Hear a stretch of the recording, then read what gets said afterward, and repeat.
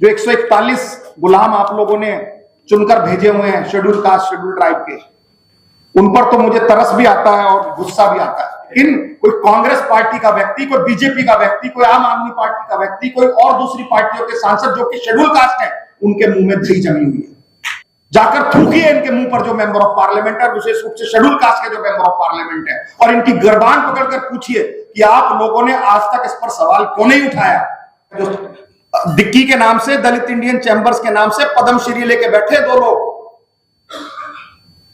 और वो लोग अपनी खुद की ग्रीन इंफ्रा कंपनी बनाकर करोड़ों रुपए का रैकेट चला रहे हैं। और इस 203 मशीनों में केवल 8 या 10 लोग वो लोग थे जिनके घर से लोग मरे हैं, उनको मशीन दी गई, नहीं तो सब ने अपने भाई भतीजों को मशीनें दे दी।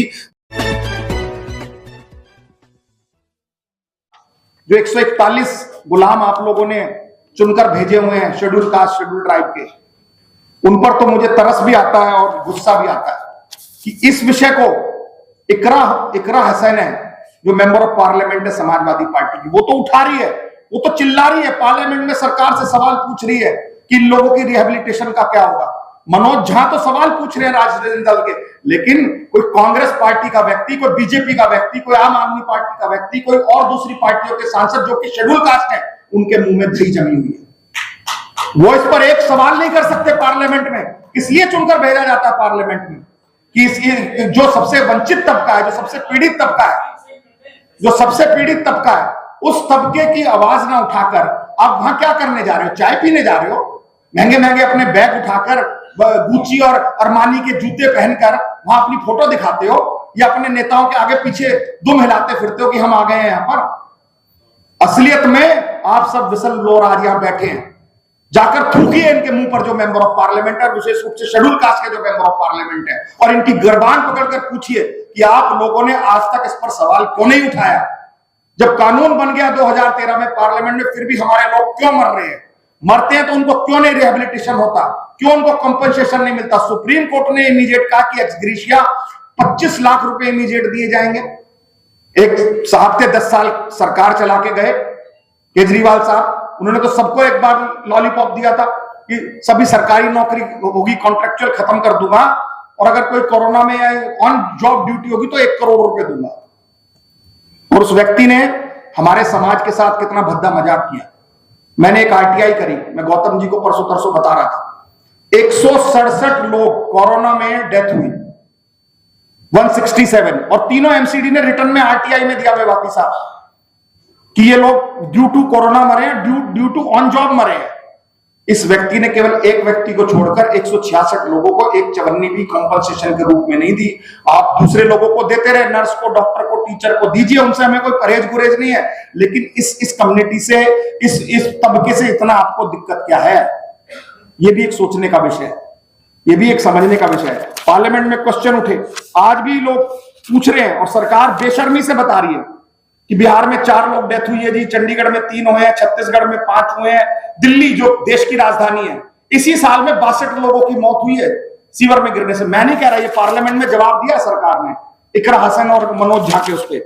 73 लोग गुजरात में मरे, नरेंद्र मोदी जहां से प्रधानमंत्री है, स्वच्छ भारत मिशन जो चला रहे हैं, और अमित शाह जहां से आते हैं। हरियाणा 76 लोग, कर्नाटका 28 लोग, महाराष्ट्र में 82 लोग, 77 लोग तमिलनाडु में, उत्तर प्रदेश में 86, तो तमाम लगभग इस साल के अगर मैं डाटा निकालूं तो 622 लोग काल के गाल में जा चुके हैं। और सरकार की लापरवाही से सरकार ना गम्स बूट यूज करती है, ना सेफ्टी इक्विपमेंट यूज करती है, ना अधिकारियों को वहां पर खड़ा करती है कि कोई ट्रेनिंग दी जाए, इसके अलावा ना मशीन प्रोक्योर करती है। मशीन की बात पे भी आ जाता हूं। एक केस लड़ा मैंने हाई कोर्ट में, एसओपी बनवाई, उस पर कहा कि साहब ये मशीन जो है इनकी रिहेबिलिटेशन होनी चाहिए, जो लोग इसमें इंडल्ज हैं, जिनका डिमाइस हो गया, जिनकी शहादत हो गई है, जो शहीद हो गए इसमें काम करते करते। दिल्ली गवर्नमेंट ने उसको मशीन देने का काम किया। वहां पर खोसला का घोसला की तरह एक बहुत बड़ा फ्रॉड रैकेट डिक्की के नाम से दलित इंडियन चैंबर ऑफ कॉमर्स आकर बैठ गया, जो डिक्की के नाम से, दलित इंडियन चैंबर्स के नाम से पद्मश्री लेके बैठे 2 लोग, और वो लोग अपनी खुद की ग्रीन इंफ्रा कंपनी बनाकर करोड़ों रुपए का रैकेट चला रहे हैं। और इस 203 मशीनों में केवल 8 या 10 लोग वो लोग थे जिनके घर से लोग मरे हैं, उनको मशीन दी गई। नहीं तो सब ने अपने भाई भतीजों को मशीनें दे दी, जो कभी इस काम में इंडल्जेंट थे उनको मशीनें दे दी। तो किस बात का रिहेबिलिटेशन कर रहे हैं? और ये सब घोटाला देश की राजधानी में चल रहा है। सेंट्रल विजिलेंस कमीशन की इंक्वायरी चल रही है उस पर। अभी मैं परवेज वर्मा से मिला था, मैंने उसको बताया तुम कौन सा घोटाला खोल रहे हो, इससे बड़ा घोटाला क्या होगा जो गरीब आदमियों का हक मार के खा गए और कोर्ट में एफिडेविट देने के बाद इस तरीके से झूठ बोल रहे हैं। और जब कोर्ट में केस डाल दिया तो बड़ी चालाकी से केजरीवाल ने सारे superintendent engineer, executive engineer schedule caste लगा दिए और मेरे घर पे भेजने शुरू कर दिए कि हम तो शेड्यूल कास्ट हैं जी, मर जाएंगे, हम तो आपके भाई हैं, हम तो आपके परिवार के लोग हैं, जब हमारे लोगों का हक खा रहे हैं। तो ये सब बातें जो हैं कहीं ना कहीं इस समाज में विचरने की जरूरत है, इस पर चर्चा होने की जरूरत है। मैं तो राजेंद्र पाल जी हैं, कांग्रेस से हैं, मैं भी वैसे कांग्रेस से ही हूं, लेकिन मैं जब सामाजिक कार्यक्रम करता हूं तो उस कांग्रेस का बैनर और पटका बाहर उतार के रख देता हूं, क्योंकि मुझे पता है कांग्रेस को गरियाने में भी मुझे कोई परहेज गुरेज नहीं है, क्योंकि कांग्रेस भी कोई कम गुनहगार नहीं है। 50 साल कांग्रेस ने भी राज किया, उसने भी ऐसा नहीं है कि शोषण दोहन नहीं किया। लेकिन ये बात जरूर है कि जितना शोषण दोहन वो करते थे उससे कहीं ज्यादा आपकी सरकार, आपकी विचारधारा करती है। ये एक फैक्ट है। मैं इस बात को दूसरे तरीके से अगर कहूं तो कांग्रेस के समय में कांग्रेस को ऐसे कह लो कि मारती थी और थोड़ा छाए में गिर देती थी। ये लोग तो मारते भी हैं और आपकी खाल को धूप में सुखा देते हैं। ये आपकी विचारधारा और आपकी सरकार कर रही है। आज जब रिहेबिलिटेशन की बात थी, आज दिल्ली जल बोर्ड में सीवर गैंग बेलदार की भर्ती बंद हो गई है। आज जो इनको रिहेबिलिटेशन करने के लिए एक डिपार्टमेंट था, Delhi schedule caste financial corporation, मैं भी उसमें डायरेक्टर रहा हूं, चेयरमैन भी रहा हूं। वहां पर अब लोन देना बंद हो गया है, वहां पे एम्प्लॉइयों की तनख्वाह नहीं मिल रही पिछले 4 साल से। जो डिपार्टमेंट लोगों के पैरों पे खड़े करने के लिए सरकार ने बनाया था, हम कॉर्पस फंड उस पर 2,500 करोड़ छोड़ के गए थे। आज वो डिपार्टमेंट भट्टा बैठ गया, ना लोगों को लोन मिल रहे हैं, ना एजुकेशन लोन मिल रहा है, ना उनको काम करने का कोई लोन मिल रहा है। नेशनल शेड्यूल कास्ट वित्त विकास निगम, सावित्री सिनेमा के पास दफ्तर तक बंद ही हो गया है। यानी कि जितनी आपके लिए स्कीमें थी वो स्कीमें बंद हो गई हैं। सब प्लान जो लाई थी एक बार कांग्रेस गवर्नमेंट, जिससे कि अकॉर्डिंग टू पॉपुलेशन जितना बजट का पैसा है वो उस पर लगेगा, इस पर भी मैंने एक सुप्रीम कोर्ट में पीएल डाली हुई है। उसमें सरकार जो है हमारी दिल्ली की भी और केंद्र की भी, सब ने घोटाले और फजिंग की हुई है।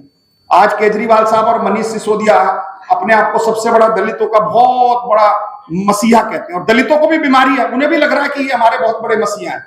इस व्यक्ति ने पूरा शेड्यूल कास्ट का फंड जो था डाइवर्ट कर दिया, आपका 1 रुपया नहीं दिया, और कह रहा कि मैं बिजली की सब्सिडी तो दे रहा हूं उस पैसों से, बसें तो खरीद रहा हूं आपके लिए, जबकि एक्सक्लूसिव उस सब प्लान का पैसा आप लोगों के लिए यूज होना था।